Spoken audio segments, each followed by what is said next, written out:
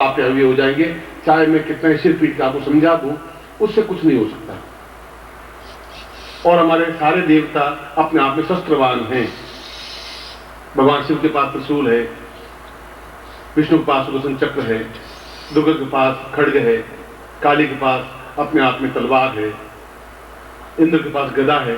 शस्त्र विहीन कोई व्यक्तित्व तो है ही नहीं। और देवताओं के पास शस्त्र की जरूरत क्या है? वह एक प्रतीक है कि व्यक्ति जब तक ताकतवान नहीं बन सकता तब तक व्यक्तित्व नहीं बन सकता। व्यक्तित्व का निर्माण हो ही नहीं सकता, चाहे पुरुष है चाहे आपके शब्दों में स्त्री है। अगर उसमें क्षमता नहीं होगी तो अपने परिवार का शासन नहीं कर पाएगी, अपने बेटों को नियंत्रण नहीं कर पाएगी, गलत रास्ते पर जाते हुए पति को नियंत्रण नहीं कर पाएगी। यदि आप में ताकत नहीं है तो समाज में आप नगण्य से बन जाएंगे। तब उस समय आपको कुछ दिखाई नहीं देगा, सिर्फ पकड़ के आप बैठ जाएंगे जैसे सैकड़ों लाखों लोग बैठते हैं। फिर आप शेर नहीं बन पाएंगे, फिर आप मेरे शिष्य भी नहीं बन पाएंगे। इसलिए कृष्ण जी साफ यही बात कह रहे हैं, यही महाभारत कह रहा है, यही रामायण कह रहा है, विश्वामित्र कह रहा है।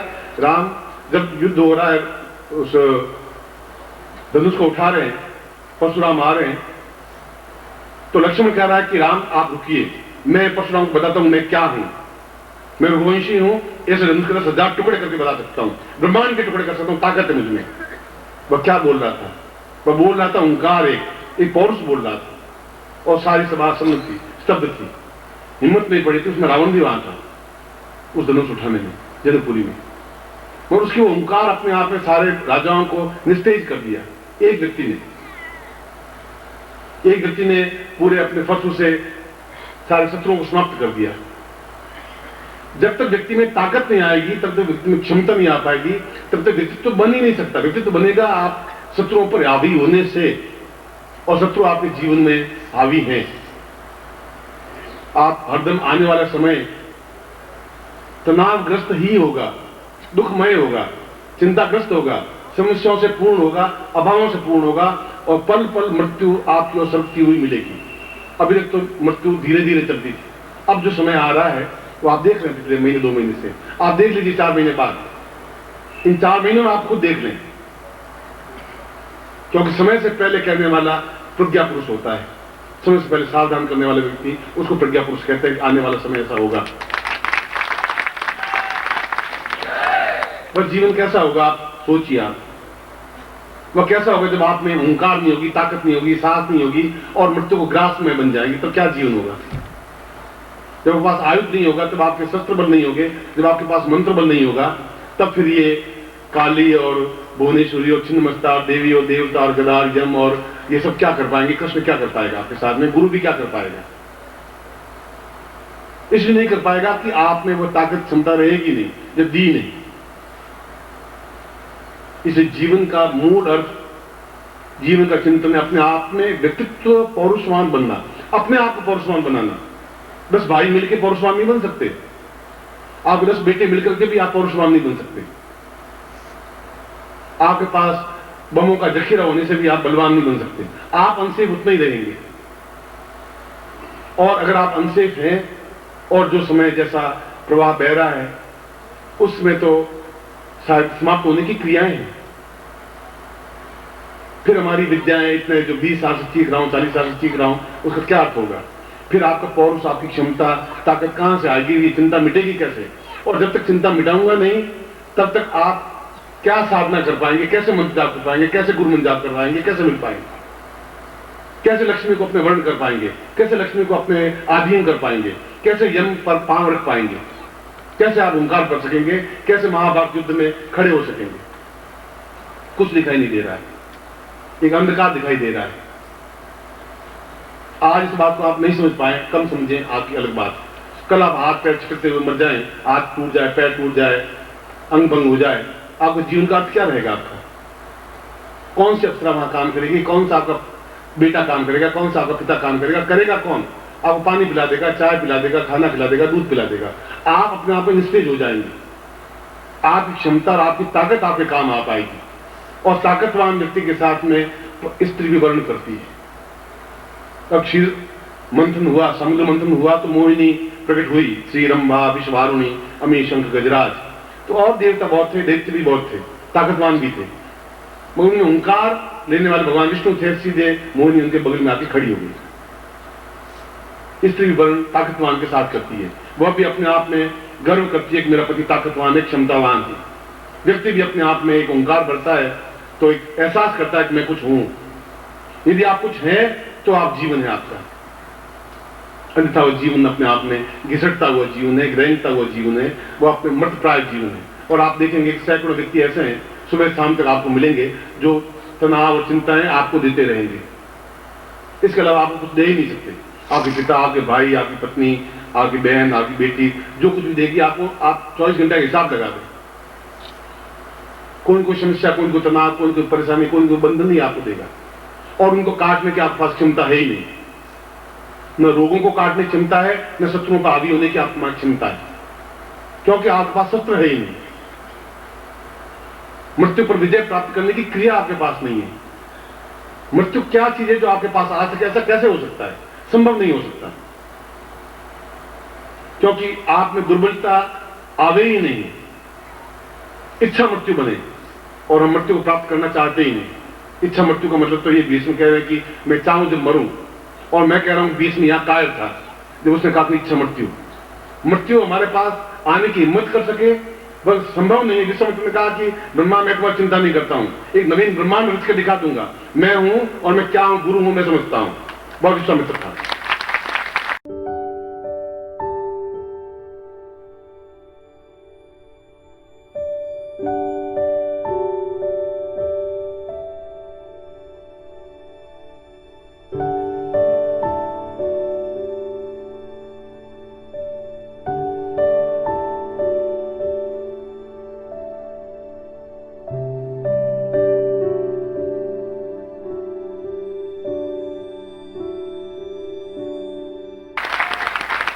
इसलिए उसका व्यक्तित्व तो मुझे बराबर एक शोभनीय लगता है, तो ओंकार भरता है वो। और लक्ष्मी को अपने आंगन में खड़ा कर लेता है, जो अक्सर यहां मेनका से शादी करके पुत्री पैदा कर लेता है। वो घबराता नहीं है, क्योंकि उसके अंदर एक आग है, एक ज्वाला है, एक मंत्र बल है, एक ताकत, एक साहस है, यम को पैरों के तले रौंदने की क्रिया है। इस जीवन भर अपने आप में एक जो उच्च कोटि का ब्रह्मत्व प्राप्त हुआ, वशिष्ठ के सामने के खड़ा हो गया। तुम ब्रह्मत्व प्राप्त है तो तुम्हारे पास है, और मेरे पास जो साहस, ताकत, क्षमता है, जो गुण दी है, वो तुम्हारे पास नहीं है। तुम एक दिन मर सकोगे, मैं नहीं मर सकता, संभव नहीं है। यहां पर भीष्म से भी ज्यादा विश्वामित्र है, जो कहता है मृत्यु जैसी चीज है ही नहीं संसार में। तो उसके गुरु ने उनको यह समझाया था कि मृत्यु चीज है ही क्या, कहां से आई? मृत्यु दरवाजे से 108 बार ठक ठक करती हुई आती है। कभी आपके सिर के बाल सफेद करके आती है, कभी आपकी आंखें निस्तेज करके आती है, फिर तीसरी बार आती है तो आपके खून की कमी होकर आती है, फिर बीमारी बन के आती है। 108 बार दरवाजे खटखटा के फिर मृत्यु आपके पास आती है, और उनमें से 50 बार खटखटा चुकी है। और वह मृत्यु उस लकड़ियों के सोने को कोई जीवन नहीं कहती। ऐसा गुरु भी क्या काम कर जो अपने शिष्यों को बिल्कुल कहे अच्छा राम राम करो, भगवान जो करेगा वो अच्छा ही करेगा, भगवान तो करेगा जो करेगा, हम क्या करेंगे ये समझना है। भगवान को खुद को समझा देंगे कैसे किया जाता है, हमें वो ताकत होनी चाहिए, वो क्षमता होनी चाहिए। भगवान तो अच्छा कर ही रहे हैं, बम फट रहे हैं, भगवान बहुत अच्छा कर ही रहे हैं। हम क्या कर रहे हैं, कैसे पौरुषवान बन सकते हैं, कैसे इंद्र बन सकते हैं, कैसे कृष्ण बन सकते हैं, कैसे पूर्ण अग्निमय बन सकते हैं, कैसे यम बन सकते हैं, हम कैसे बन सकते हैं देवता में। मैंने आपको देवत्व तो दिया आपको, मगर आप में क्षमता कहां से आएगी? हाथ जोड़ने से, गिड़गिड़ाने से, पांव में पड़ने से, उन नक्शों के तलुए चाटने से, और के सामने बिल्कुल निस्तेज भीगी बिल्ली बन के आप पौरुष प्राप्त कर पाएंगे? वह जीवन आपको क्या हो पाएगा? ऐसा जीवन में दे भेजूंगा भी तो क्या फायदा होगा? उस जीवन से तो एक घुट घुट करके आप मरेंगे, 20 साल बाद मरेंगे, और हर रोते रोते मरेंगे, घुट घुट के मरेंगे, समाप्त होते हुए मरेंगे, चुकते हुए मरेंगे। मृत्यु जैसी चीज आपके साथ जुड़े नहीं, जीवन जुड़े, हंसी जुड़े, मस्ती जुड़े, साहस जुड़े। एक तरफ मैं कह रहा हूं आप खिलखिलाहट, छलछलाहट होनी चाहिए, मुस्कुराहट होनी चाहिए, आप पे हंसी होनी चाहिए, और एक तरफ आपको बराबर वेदना, तनाव, चिंता और समस्याएं, बाधाएं और कठिनाइयां आपको पग पग पर मिल रही हैं। आप घर जाएं, आप देखें पिछले 10 दिन का इतिहास अपना, केवल 10 दिन का कितने तनाव आपको मिला, आपको हिसाब लगा दें। सड़क पे निकलते हैं आप भयभीत रहते हैं, लड़का 1 घंटा लेट आता है तो कांप जाते हैं हम, पति ऑफिस से 5 बजे 8 बजे आ जाता है तो आंखों में आंसू छिड़क जाते हैं। ये सब क्या है? इतना तनाव देश में, इतना जहर फैल गया है संसार में कि आदमी हर पल सुसंकित हो गया है, दुखी हो गया है, चिंतातुर हो गया है। हर पल ऐसा सोचता है कि न मालूम कब मृत्यु मेरे बेटे पर एकदम हावी हो जाएगी, पत्नी पर हावी हो जाएगी, पति पर हावी हो जाएगी, मुझ पर हावी हो जाएगी, कुछ पता नहीं। जाते हैं सड़क पर, वापस लौटेंगे कोई भरोसा नहीं है। कनाट प्लेस में जाके खाना खा रहे थे रोज में और उस बम फट गया और उन बेचारों कसूर नहीं, वो सब मर गए। वो पिक्चर देखने गए थे और पिक्चर देखने 250 लोग मर गए। उनके कसूर क्या था? उनको थोड़ा था मरेंगे हम जाकर के, क्योंकि मृत्यु तो प्रत्येक पल दरवाजा खटखटा ही रही है। और मैं आपको कह रहा हूं आपको मुस्कुराना चाहिए, और मैं आपको कह रहा हूं आपको चिलचिलाहट होनी चाहिए। वो तब आ पाएगी जब आप ये निश्चिंत हो जाएंगे कि मृत्यु अब मेरे जीवन में नहीं आ सकती। चाहे बम के बीच में बैठ भी जाऊंगा, मृत्यु मेरा वर्ण नहीं कर सकती, ये संभव नहीं है। ऐसा होना चाहिए जीवन। तब मैं कुछ समझूंगा कि आपको कुछ दिया, तब मैं समझूंगा कि शिष्यों को मैं कुछ आगे 10 साल तक भी दे पाऊंगा। यदि आपको मुस्कुराहट दी तो मुस्कुराहट के नीचे दबी हुई सिसकारियां भी होगी, उस मुस्कुराहट के नीचे दबी हुई रुदन भी होगा, आंखों में आंसू भी होंगे, ऊपर से नकली मुस्कुराहट होगी। वह जीवन नहीं है। जीवन ओंकारमय है, ताकतवान है, क्षमतावान है, जोश है और जवानी का दर्द है। वह व्यक्ति में होना चाहिए, चाहे आप मेरे शिष्य हैं चाहे नहीं है, चाहे आप करें चाहे नहीं करें। मगर ये मेरा धर्म, एक गुरु का एक कर्तव्य धर्म होना चाहिए। जब मैंने पहली बार दीक्षा ली तो उन्होंने कहा कि मैं दीक्षा तुम्हें बाद में दूंगा, पहले ये दीक्षा देना चाहता हूं कि तुम अपने आप में पौरुषवान बनोगे, झुकोगे नहीं कहीं पर। मृत्यु तुम्हारा वर्ण नहीं कर सकती, संभव नहीं है। मृत्यु तुम्हारे सामने खड़ी हो सकती है और पग पग पर खड़ी हो। और अपने आप को मंथन करता हुआ उन्होंने, जब मैं सिद्धाश्रम गया सबसे पहले उन्होंने मुझे यही दीक्षा दी कि मृत्यु तुम्हारे पास नहीं फटक सकती। चाहे आग लगे, चाहे बम फटे, चाहे उस जीवन में जहां तुम्हें भेज रहा हूं वहां पग पग पर केवल युद्ध है, लड़ाई है, चक्कू है, छोजा है, बम है, पिस्तौल है, तलवार है, इसके अलावा कुछ है ही नहीं। चाहे आप फिल्म देख लें, चाहे आप टीवी देख लें, चाहे आप सड़क देख लें, चाहे घर देख लें, चाहे होटल में खाना खा लें, हर पल आप सत्संग की तनाव युक्त हैं। हर पल आप बुढ़ापे की तरफ हैं, हर तरफ आपके चेहरे पर झुर्रियां हैं, हर तरफ आप अपने पति से, पत्नी से, बेटे से एकदम सशंकित हैं। फिर वो जीवन क्या काम? न मालूम कब आकर के एकदम से मौत यम पकड़ ले और समाप्त कर ले, तो हमारी सारी इच्छाएं, सारा जो मैंने पढ़ाया, आपको लिखाया, वो क्या काम आया? आप मेरा चीखना बेकार, आपको समझाना बेकार। मैं कहां बता पाऊंगा कि ये मेरे शिष्य हैं जो ताकतवान? किन सिस्टम को बता पाऊंगा? और अगर मैं ही नहीं दे पाऊंगा तो फिर कौन दे पाएगा? अगर मैं अपना कर्तव्य पूरा नहीं कर पाऊंगा तो मैं खुद अपनी आंखों से गिर जाऊंगा कि मैंने दिया भी क्या आपको। एक नकली मुस्कुराहट कह दिया आपने, नकली मुस्कुराइए, आप कह दिया नकली हंसी हंसी, आप खिले हंस जाते हैं 5 मिनट के लिए। मैं समझता हूं इसके नीचे कितनी वेदना, कितनी आग और कितना मृत्यु भय है। उस मृत्यु भय से परे हटाना और परे हटना जीवन का सौंदर्य है। सौंदर्य वो है जब आप निश्चिंत हो जाएंगे कि अब कुछ है ही नहीं, तब आपके अंदर हिलोर उठ पाएगी कि मैं निश्चिंत हूं। तब पांडव निश्चिंत थे, अर्जुन निश्चिंत था, कृष्ण मेरे पीछे खड़े हैं। तब कृष्ण अपने आप में निश्चिंत थे, मेरे पीछे अपना गुरु शांतिपन खड़ा है, जिन्होंने मुझे मृत्युंजय दीक्षा दी है। मृत्यु पर विजय प्राप्त करने की क्रिया की। मृत्यु मतलब बुढ़ापा, मृत्यु का मतलब दुख, मृत्यु का मतलब वेदना, मृत्यु का मतलब घर में किसी की मृत्यु, आपके कंधे पर आपके बेटे की अर्थी चली जाए, इससे ज्यादा दुख में चीज जीवन में हो ही नहीं सकती। पत्नी के सामने उसके पति की मृत्यु हो जाए, इससे ज्यादा वेदना जिंदगी में क्या हो सकती है? आप रात को तड़पते हुए बिताएं और नींद नहीं आए, इससे ज्यादा दुख जीवन में क्या हो सकता है? आपकी आंखों की ज्योति कमजोर हो जाए, आप सिसकते हुए चलते रहें, अस्पताल में पड़े हुए रहें, वो आपका जीवन क्या हो सकता है? क्या वो जीवन है? और अगर वो जीवन है तो फिर आनंद क्या है? इसलिए जीवन की मुस्कुराहट एक अलग चीज है, एक नकली मुस्कुराहट अलग चीज है। जो आप मुस्कुरा रहे हैं वो 100% नकली मुस्कुराहट है। और आने वाला समय इतना भीषण है जिसका पूरा भाष हम अनुभव कर रहे हैं और वे ग्रह अपने आप में बोल रहे हैं।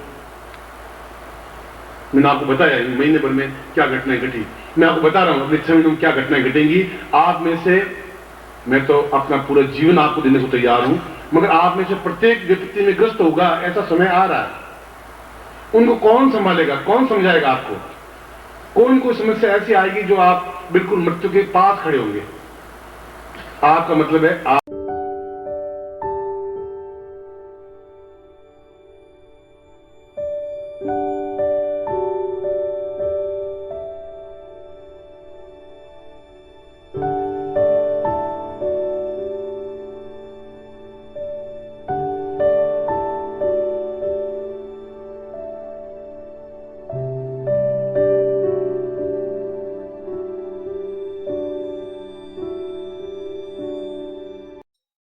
ओम परम तत्वाय नारायणाय गुरुभ्यो नमः। ओम ह्रीं मम प्राण देह रोम प्रतिरोम चैतन्य जाग्रय ह्रीं ओम नमः। ओम भूर्भुवः स्वः तत्सवितुर्वरेण्यं भर्गो देवस्य धीमहि धियो यो नः प्रचोदयात्। परं तत्त्वाय नारायणाय